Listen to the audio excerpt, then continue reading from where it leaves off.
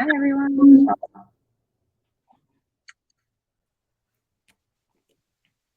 All right, we're going to get started here pretty quick. My name is Kara. I'm from Sercante, and I'm really excited to be moderating this session today with Marisa from Grammarly. She's going to be talking us through how to create a roadmap for your Salesforce journey in MOPs. So take it away, Marisa. Awesome. Hi, everyone. Welcome to Creating a Roadmap for Your Salesforce Journey in MOPs. My name is Marisa Labadini. I'll be the host today. And today's session is really designed for those of you seeking entry into marketing operations, or if you're just starting your marketing operations career. This will also be a really great resource for any of you who are growing and you needed onboarding tools for your teams.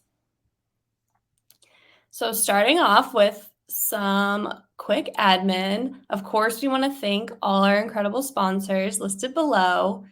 Dreaming could not be possible without any of you. So now going into today's agenda, we're going to start with MOPs and how I got here. Then we'll go into understanding MOPs processes as a new hire. Then we'll share some key Pardot and Salesforce essentials. Then I'll share what becoming remarkable in MOPs means to me. And then, of course, at the end, I'll share some of my favorite resources and tools for you to check out on your own. And then we'll leave some time for Q&A too.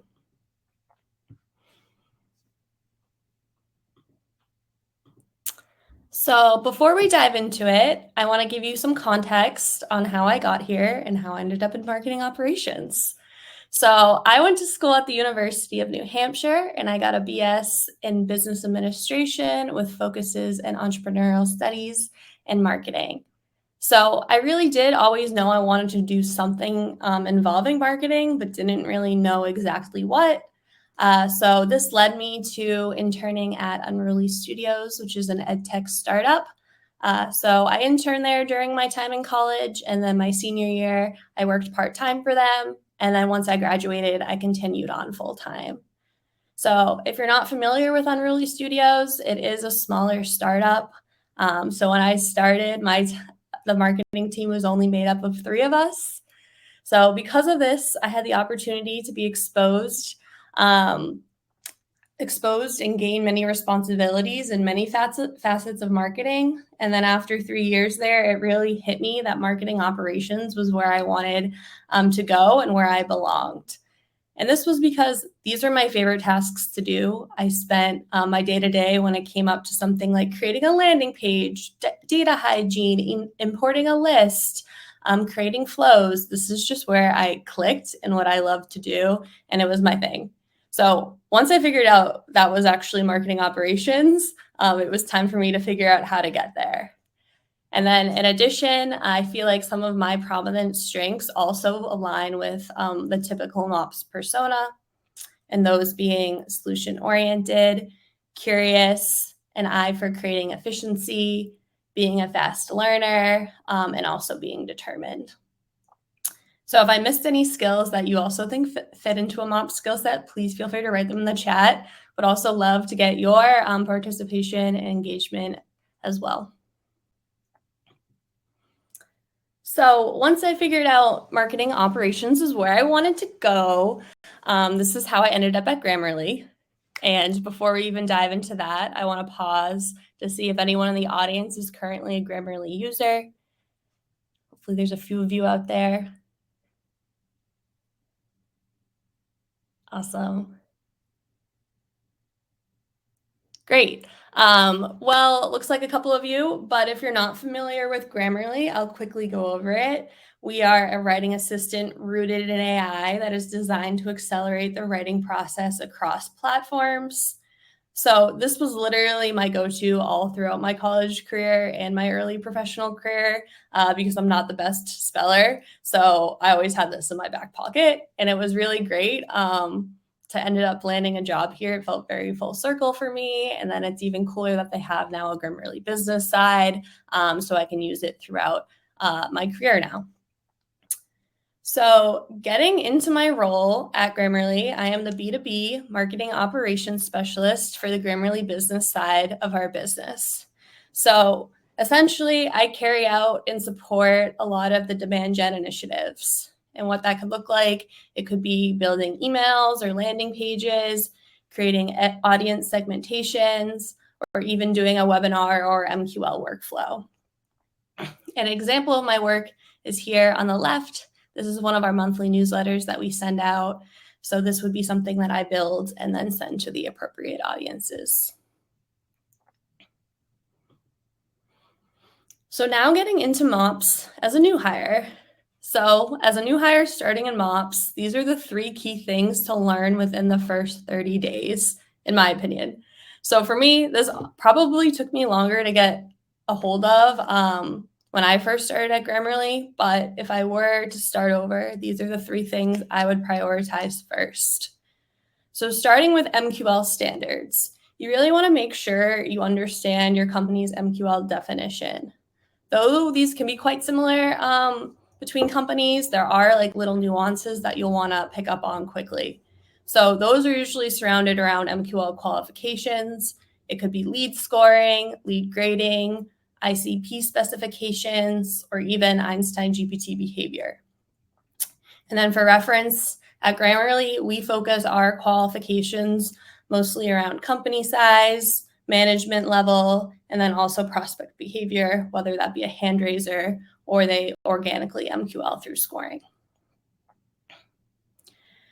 So once you understand the MQL definition, you'll then want to go down the rabbit hole of custom fields.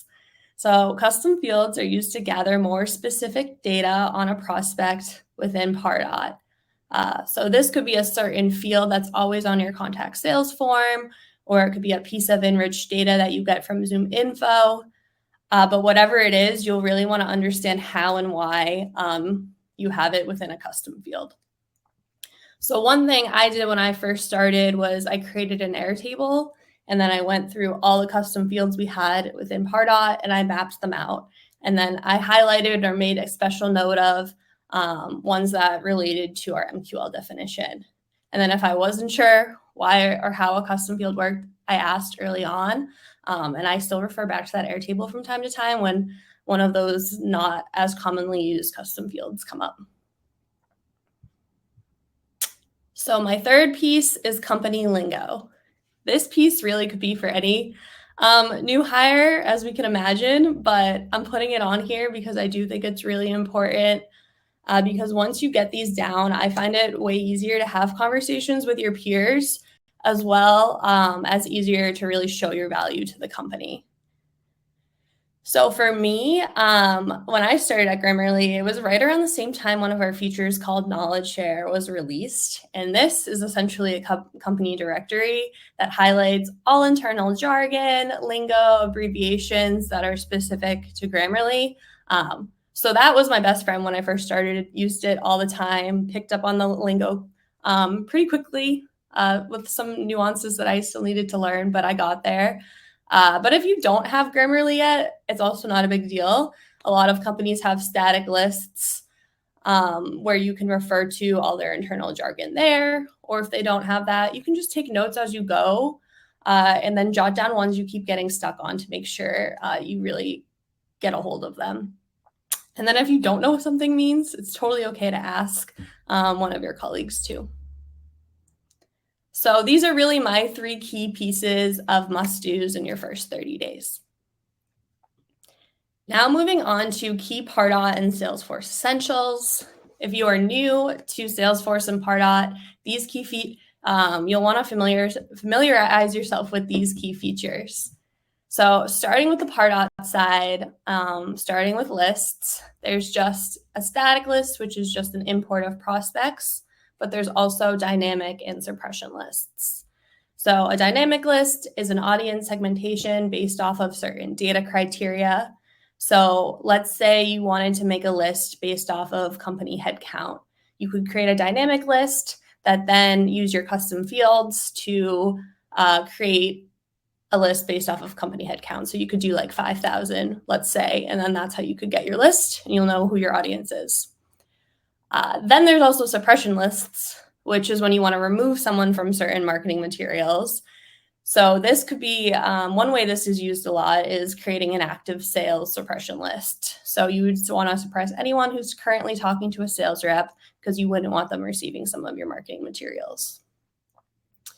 Next, we have emails and landing pages. This is where I spend a lot of my time now, either creating net new emails or landing pages or building off of existing templates we have now. Then there's engagement programs, and these can be used for creating a nurture campaign where you slowly drip out emails to a certain audience, or even an MQL trigger. These are really customizable based on what marketing materials you want to share and then also your prospect's activity. So you can get pretty creative with these, and they're also one of my go-tos and one of my favorites. So then with automations and Einstein GPT, gonna pause for a moment on those because in future slides, I'll talk more about them. But now going on to the Salesforce side. The three main things you'll really need to know when you're first starting out is campaigns, reports, and dashboards. So all activities you do within Pardot will be associated to a campaign in Salesforce, and this is how you can track the success of your activities. And then if you want to go deeper and gain more insights, that's then where you can create reports and then even dashboards to maybe see how many MQLs there were, the pipeline that was influenced, or even the opportunities created.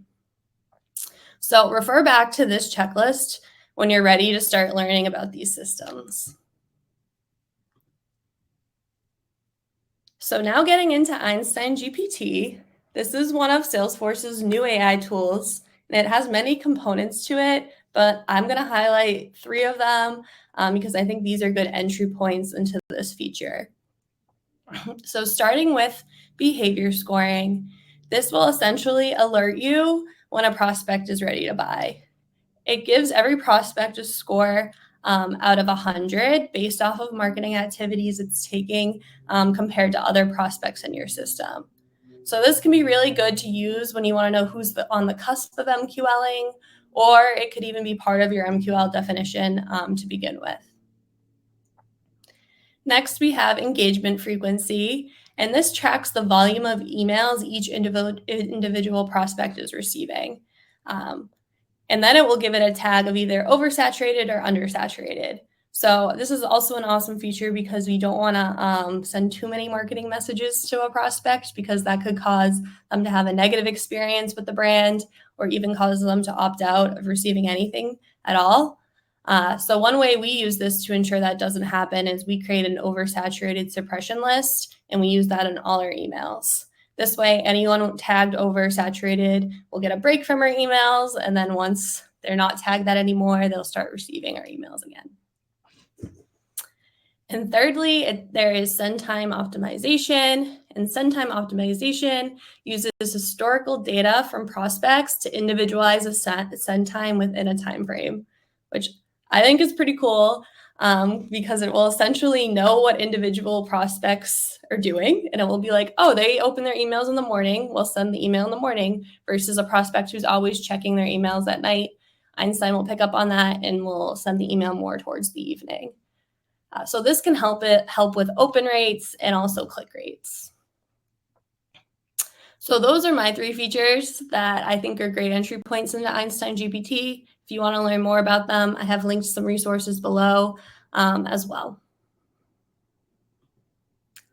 So now getting into automation rules, this is a feature within Pardot that allows you to create rules based on prospect data for a variety of actions like lead routing or campaign activity.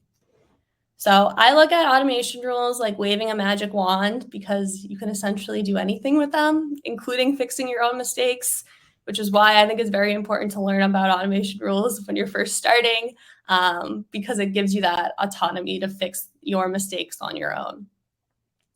So for me, I'll even share a story. I recently was uploading an import list and I needed to map it to institution. I needed to map it to industry, but instead I mapped it to institution. So I was doing my mapping wrong. And this needed to be fixed. So I went into an automation rule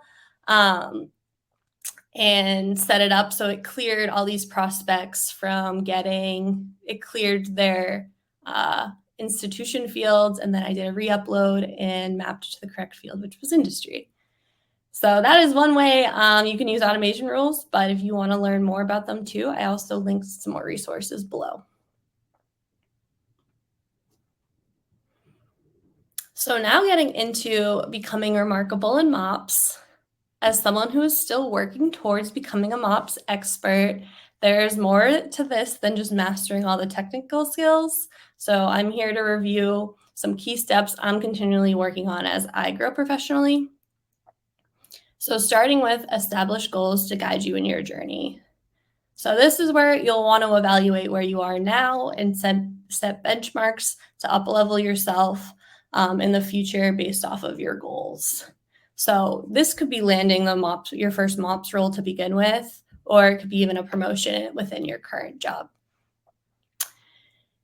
And this directly relates to my next point: continue to learn and remain mindful of your learning gaps. So it relates because when you're trying to reach your goals, you'll definitely want to know the areas you need to improve to get there. So this could be a technical skill or even a soft skill. For me, I have goals around taking a Zoom info course to learn more about that system, as well as learning how to have my consulting voice. So when I'm talking to cross-functional teams, I can make the best recommendations. So thirdly, we have keep up with marketing trends and create or find your community. These can be mentors in your life, a podcast you enjoy listening to, or even MOPS leaders that are at your company internally, or someone that you found on LinkedIn, or all of it, as long as you're making a habit to stay connected. So this could be setting up a recurring meeting with someone, or sticking to a weekly podcast, or even doing something like a Learning Friday where you block off an hour on your calendar and just spend it learning a new skill each week. As long as you're staying consistent with this, you really can't go wrong. So my fourth point is map it out, record processes and workflows. So when you're first starting out in Pardot, creating flows can appear overwhelming. If this is the case for you, I suggest mapping it out. For me, I create mirror boards to map out all my flows, then share them with the stakeholders involved. This way we can guarantee that one, we're on the same page, and two, that we're not missing anything. So I can share a story about this too recently where I created a Miro board. I shared it out. It was a nurture flow that would be sent out after someone downloaded a certain report. And when we were looking at the flow, the main CTA was to book a demo. And then we realized, well, customers can download this report too. We don't want them receiving that messaging. So then we created some dynamic content to fix this, to make sure they also had a good experience with their emails. So that's why the Miro board was so helpful for me, because this was something I didn't think of early on. And the flow kind of mapped it out, and maybe it really stood out that this was an issue once we were reviewing it as a team. So finally, we have celebrate your wins and keep record of them. So we're all very busy and doing amazing things, and you don't want to forget all the cool things you're doing. So one thing I do that was actually a recommendation from my manager, Kelly Metter, who's I think one of the viewers right now. She's amazing. She told me to create a document that says cool things you do in 2023.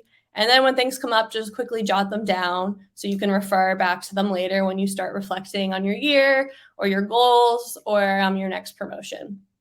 So that is something that I started doing that I recommend you all do too. For instance, this session will definitely be on my cool things of 2023.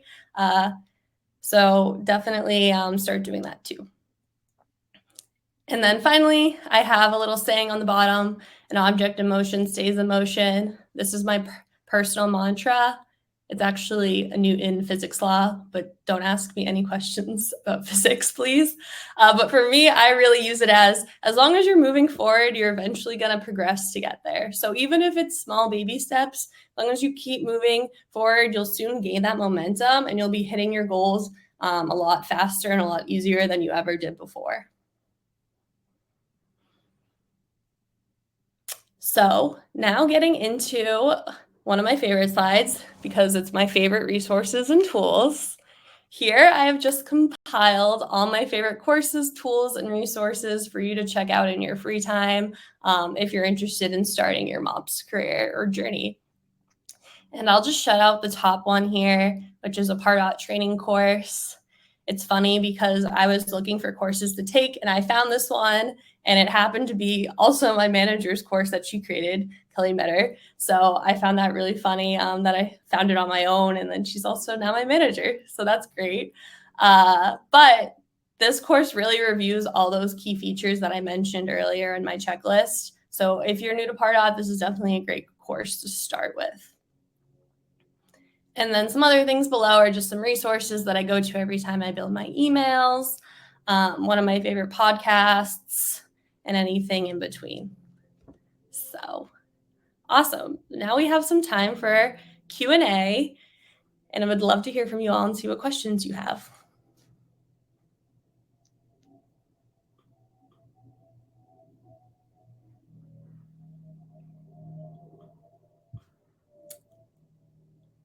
And also, I will wait for the questions to come in. This QR code here, if you scan it, it will take you to a PDF of this deck so you can download any resources I mentioned. That's awesome. Thanks, Marisa.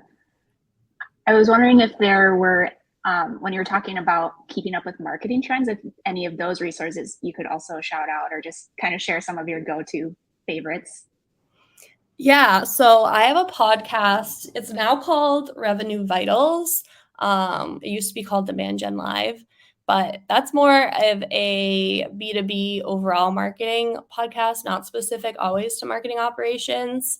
But that always has really interesting insights on just the marketing funnel. Could even be specific to like events you go to, and what that would look like and how to really make the best bang for your buck. Additionally, one of my favorite LinkedIn like MOP superstars is Sarah McNamara.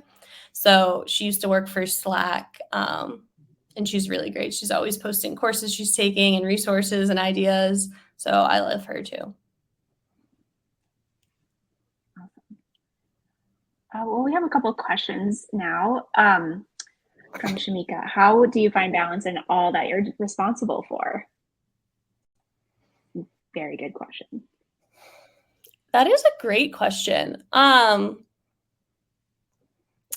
We can just go back to an object in motion stays in motion. I'm just kidding.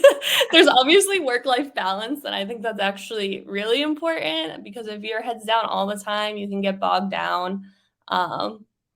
And then it can be hard to get stuff done. So me personally, I make sure I have time for my personal wellness too, whether that be an early morning cycling class, which I love, or just making sure I spend some time reading a book at night. That's actually more important than you think, to get your head back into the right place. So that when you go back to work, you really like hit the ground running. I also think it's important to keep busy, going back to an object in motion stays in motion, because when I find myself only having a few tasks to do, I find it really hard to get them done.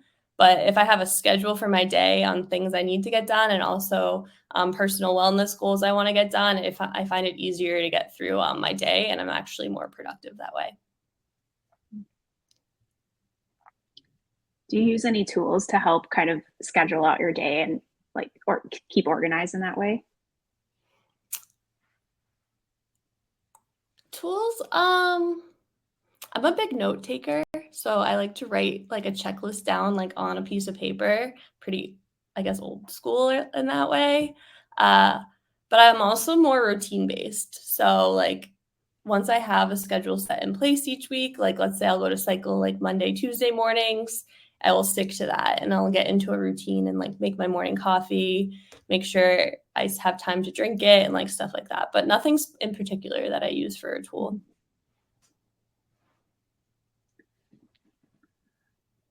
Looks like Kelly said Asana and Slack are definitely some tools of choice.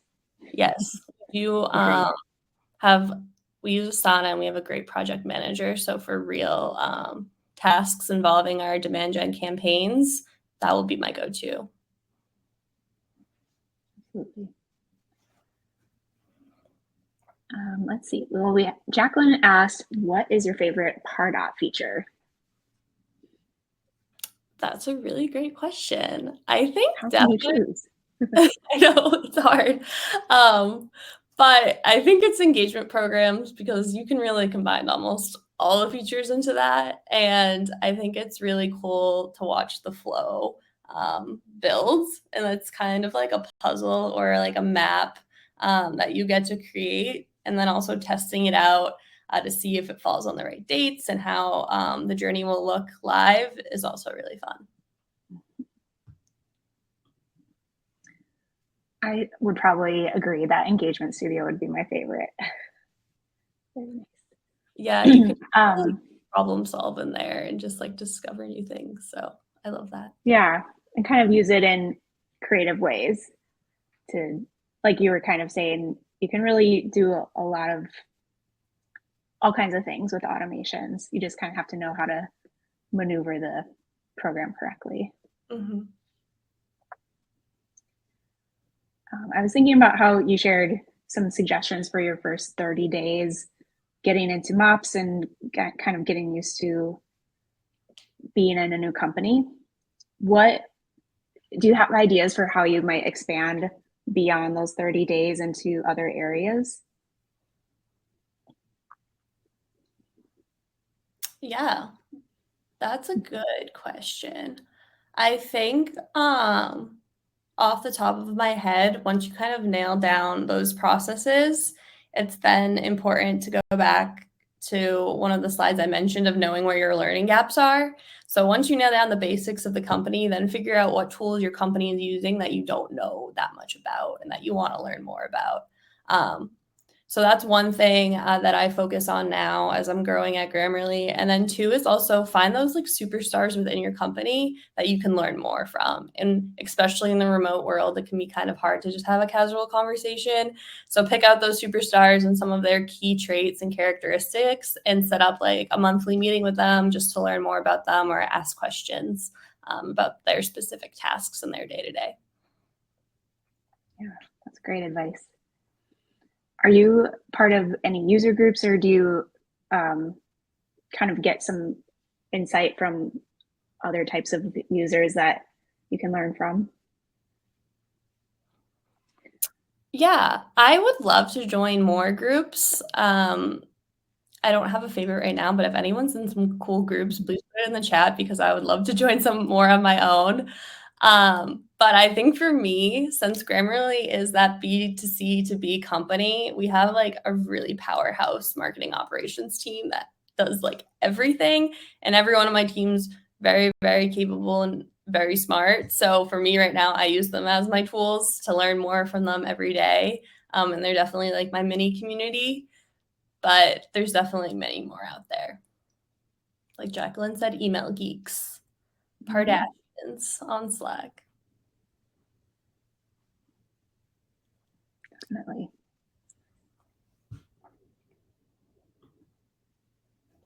Women of Email on Facebook. Mm-hmm. Cool. I'm going to need to join all of these.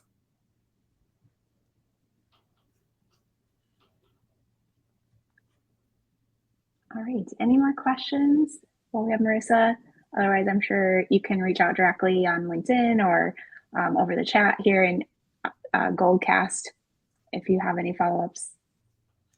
Yeah, and if you are starting your journey and you want to reach out, I'd love to see how it goes. And if you end up landing that job, please let me know. I think it's really awesome field to be in.